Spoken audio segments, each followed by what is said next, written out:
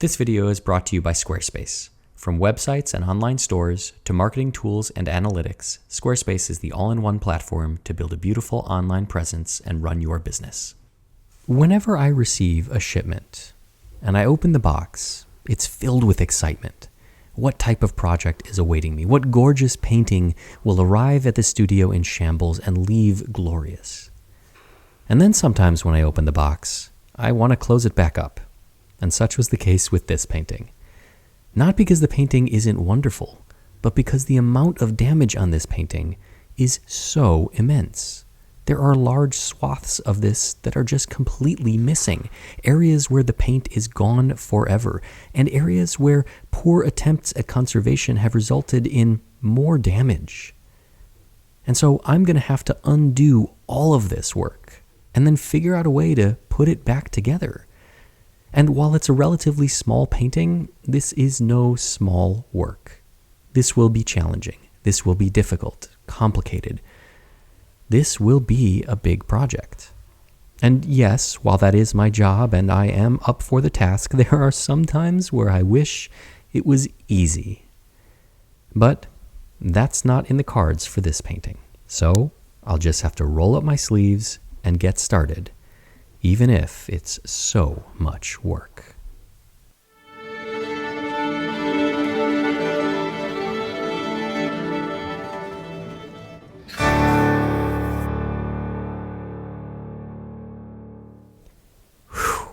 Well, it's pretty clear that this painting will require so much work. But I'm up for the challenge. It's my job and it doesn't faze me. But there are times when having a cheat code or an easy button would certainly be nice. Times like building a website. And luckily for me and you, there's Squarespace. Building a website can be really difficult. I mean, look at all of this code. Even if you do wrap your head around it, once you get it all sorted out, you may end up with a website that's pretty basic and doesn't meet all of your needs or expectations. And you may want a gallery, and you may want an e-commerce solution, and you may want an email list, and you may want search engine optimization, and you may want scheduling, and there's so many other things that you may want but not know how to integrate them. And that's why you need Squarespace. But it's also the things you don't know you need that Squarespace provides, like tutorials, video walkthroughs, articles, and a robust forum to help you out when you need help. So head over to squarespace.com for a free trial, and when you're ready to launch, go to squarespace.com/Baumgartner to save 10% off your first purchase of a website or domain. The first stop for this painting is the heated vacuum table. And I'm going to use this treatment to flatten and relax the canvas and also try to reactivate any size that's in the painting. You can see the amount of humidity that is free just from the studio. And that moisture is hopefully going to, like I said, reactivate any size in there that when it dries will hold some of this paint down, at least temporarily, until I can do the next treatment. So once the table's been heated up and then cooled, I can remove the painting from its Mylar envelope, and then I can transfer it over to the other table to be pressed. If I don't press this, it is going to curl up like a potato chip, and we will inevitably have more loss, and that's something we don't want. So the pressing stage is really, really critical. Even though it's a passive treatment, sometimes these things are almost more important than the active treatment. A roll of felt protects the face from the drywall, and then some weights, and we let it sit. The painting has to sit for a few days, and I generally let them sit over the weekend to make sure that all of the moisture that's in the canvas has dissipated and it has achieved a stasis with the in-studio's environment. And then I can transfer this over to prepare for the next hot table treatment. And this is going to be an adhesive impregnation. And you'll notice that I didn't face this painting at all, and that may seem like a risky choice, but I decided that if I did the facing on it, well, that facing would ultimately get stuck to all the raw canvas and create more problems down the line. Now, in looking at this canvas, I noticed that the back of it was covered with all sorts of debris, stuff that I hadn't really seen before because I was more focused on the front, and this needs to come off because I don't have access to the actual canvas. All of this old adhesive, and it looks like pieces of masonite or hardboard where the painting was glued before have remained. And so I'm going to take my scalpel and a laponite mixture, which is a synthetic clay that absorbs water and suspends it into a gel state, apply that to the back of the canvas, let the adhesive swell, and then scrape it off with my scalpel. I'm being very, very gentle here, using almost no pressure and just letting the weight of the blade and movement remove all of that adhesive and residue.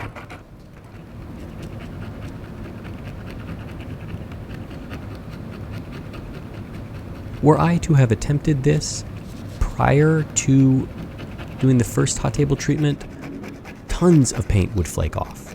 But the fact that I'm doing it now, after that treatment, we do have some extra adhesion because the size in the canvas has been reactivated and is now holding this paint layer down. It's not holding it terribly well, but it's holding it well enough that I can do this treatment and then move on.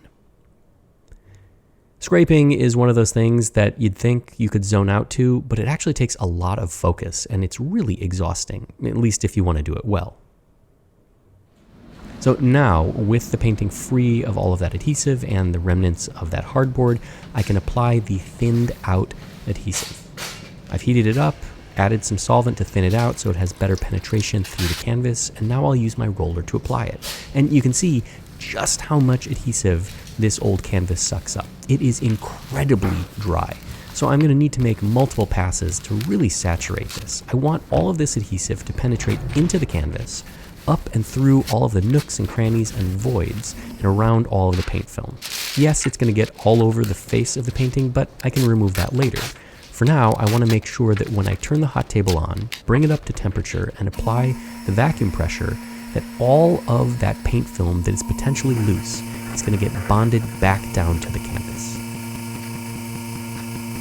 Once it has cooled, I can then remove it from this Mylar envelope again, and I don't need to press it because we didn't add any moisture, and the adhesive impregnation compensates for any moisture that might be trapped in the canvas, absorbed from the studio. And now, I can get to cleaning it. And this painting, well, this painting is a problem child. You see, it's been worked on at least once before, probably many, many times, and never really well. Not only was the treatment to stabilize it poor, but the retouching was really bad, and it was never really cleaned. So I first have to go over the painting with a neutral organic soap that I mix in the studio. And this breaks down the surface grime, the dust, the dirt, the particulate, and that allows me to come back with a gelled solvent to remove the varnish layer. I'm using a worn down or cut down natural bristle brush to agitate the surface layer because this varnish is really tenacious, and sometimes a little bit of agitation helps the gel cut through the layers.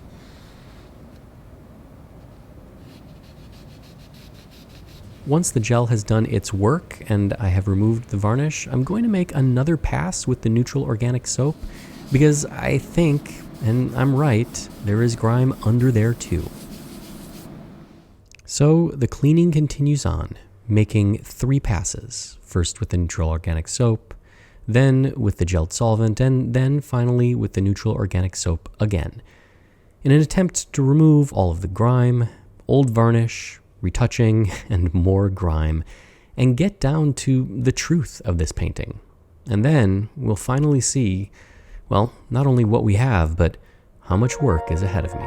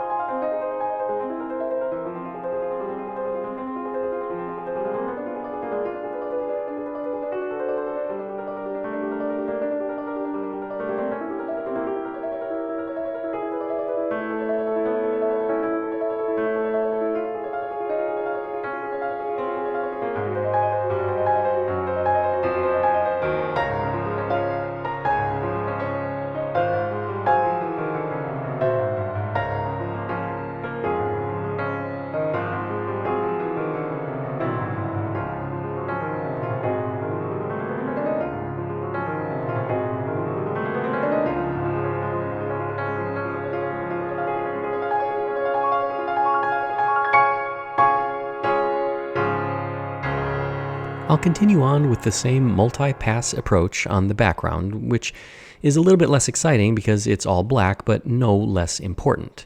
And then once I'm complete with that cleaning, I'm going to take a scalpel and I'm going to start manually removing the stuff that didn't come off with the solvent and gel cleaning.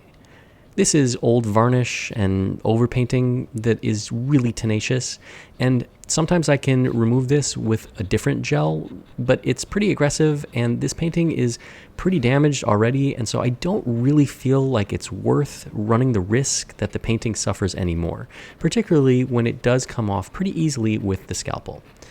And you can see underneath this overpainting is what looks like dirt and grime. So it appears to me that the person who applied this overpainting didn't fully clean the painting and then simply overpainted over the grime. And then, of course, the overpainting changed over time. It discolored and it darkened and it became, well, worse than the grime. I'm also going to be removing the overpainting where there were paint losses because A, I want to see if the losses are the same size as the overpaint, if they got carried away with the overpaint, and also I just want it gone so that I can do a better job. Now I mentioned that the grime was underneath that overpainting, so it means another pass with the neutral organic soap. Sometimes we find really cool things under paintings when we clean them, and sometimes we find things that aren't so cool, like this.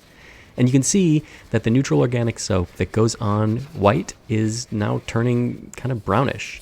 And when I clean off the grime with my cotton ball, well, you can see it's much cleaner. I don't understand why somebody wouldn't properly clean a painting before varnishing it or retouching on it. It just strikes me as ludicrous in the worst way, the worst type of work, just laziness. Now, with the painting cleaned and cleaned again, I can start working on some of the structural work that it needs. This painting has no tacking edges. They were either cut off or they frayed and were lost at some point in the past. My guess is they were cut off when the painting was mounted to the hardboard, so I need to add some. And I'm turning to my stock of leftovers because, well, leftovers can become useful. And I have pieces of canvas already cut, already frayed, and I have adhesive film already cut, ready to go. So it saves me just a little bit of time. I'll iron on these adhesive strips and then peel off the protective backing to reveal just the adhesive layer. And then I'll cut my canvas and I'll lay it on the adhesive layer, making sure that the fray is on the edge of the adhesive layer and that the non-frayed part of the canvas also overlaps the original canvas by about 1/4 of an inch. The fray is necessary to prevent bleed through or telegraphing of a crisp edge to the front of the canvas. Now, there is a lot of raw canvas on this painting, and I don't want to apply the fill-in medium directly to it because, in my experience, it has a tendency to flake off. That canvas will pull the moisture out of the fill-in medium, it will dry too quickly, it will crack, and then it will flake off. And that isn't good. So I am applying an acrylic gesso ground to the painting on the raw canvas, and this will seal it up and make a nice base for the fill-in medium. Now, because there is so much fill-in and because that new tacking edge is crisp and clean, I'm using some blue painter's tape just to protect it so that while I apply this fill-in, it doesn't get it all messy. I've worked really hard to keep this painting clean, and I want to keep it that way. So I start off applying this fill-in, and very quickly realize that the very small palette knife I'm using is going to result in this taking all week. So I switched to a slightly larger palette knife, but that too proves to be relatively ineffective. There is so much loss on this painting that something a little bit bigger seems appropriate. Now I'm going to apply this medium, and it doesn't really matter if it's very neat. And as I get to a larger palette knife, you can see that I'm really being liberal with how I apply it because I just need at this point to fill in all of those voids. But none of those worked. So I'm switching to the largest palette knife I have. And this is effectively just a plastic spreader. And so this is what I'm going to use. And even with this monumentally sized device, it still takes quite a while to apply the fill-in and get it all over the surface. But if this works, it will have been a wonderful idea to save a lot of time. And if it doesn't, well, it'll be our secret. Now, I basically covered the entire painting with fill-in medium, and I probably got a little carried away, so now I have to remove it. And instead of using swabs right off the bat, I'm taking a piece of wool felt and I'm saturating it with water and then wringing it almost completely dry. And then I'm going to use that effectively as a sponge to lift off the residue. And this is a trick that I learned from a master plasterer who used this technique to smooth out surfaces that he repaired in old homes. I watched him do this and I thought to myself, why can't I use that same technique? And it works really, really well. Now, after using the felt, I will come back with swabs to remove a lot more of the excess in more detail, and then I can take off all of this tape and get to stretching this painting. Now, because it came flat without a support, I had to order a custom-made one, and this is a beautifully made support. The joints go together like fine furniture. This is really a pleasure to deal with compared to your average art store stretcher, which is crude to say the least. Now, I've chosen a heavyweight stretcher so that I don't have to have a lot of crossbars, and this will provide adequate support for the painting. And the next step is to orient the painting onto this support and get it tacked into place. This painting doesn't have a lining and it doesn't have an interleaf, so it will stretch, and that's okay. I want to add a little bit of tension to this canvas while I stretch it. It's not a terribly large painting, so I don't need a ton of tension, but by starting in the middle and then working out towards the edges, I can take any of that slack that may be present from the canvas distorting, moving, absorbing humidity, drying out, and I can move it to the corners where the effect of keying the support stretcher out will compensate and take up that slack. I use steel tacks, as we all know, because they are far superior to staples. They put one hole in the canvas as opposed to two, and there's no crossbar to cut the canvas when they're driven in. And then I'll continue on cleaning up the excess, cutting off the corners, and then tacking the back down as I am wont to do. I know I often say I don't get sick of cleaning paintings, but I really never get sick of tidying up the back. It's just something that brings me a small amount of joy, so that's why I keep doing it. And then in go the keys, and you can see just by tapping them out a little bit, there's a tiny amount of expansion in those corners, but that's all that's required to take up any slack. It's really remarkable. A little bit of fishing line bound with another tack will hold these keys in place and make sure that they're never lost, or worse, become loose and get trapped between the canvas and the support and create a dent. And then we can go and apply the first coating of varnish. This is a synthetic resin layer, and it's going to obviously make the colors more saturated so that I can retouch accurately, but because there is so much fill-in, it's going to seal it up so that the dry fill-in medium doesn't absorb all of the retouching colors and then make them matte, or even worse, absorb the varnish layer that I'll apply at the end of the retouching and make it blotchy. The amount of retouching that this painting needs is, well, impressive to say the least. And there's no way to get around that. It's just going to take a lot of time.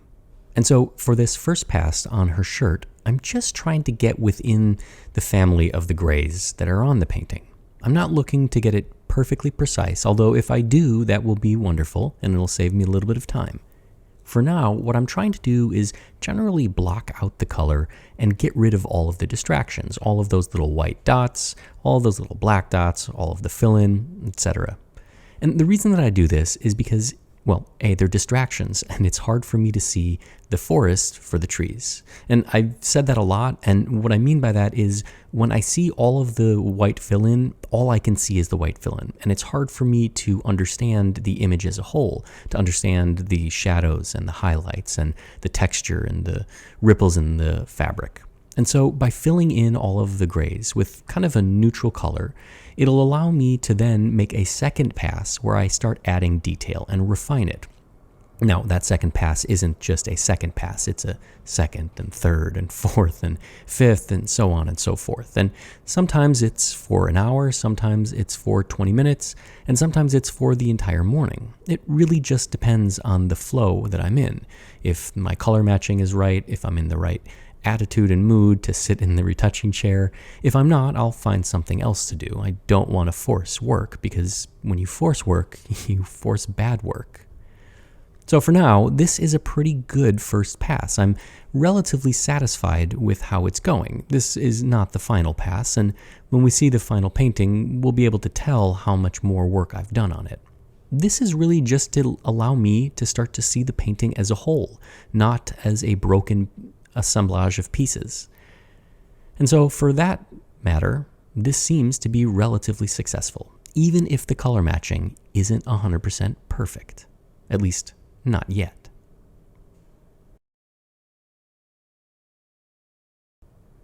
And here, later on, making another pass, adding some of the shading and detail for her collar, you can see what I mean. Trying to add this level of detail and refinement right off the bat might be impossible, or it just might not be correct.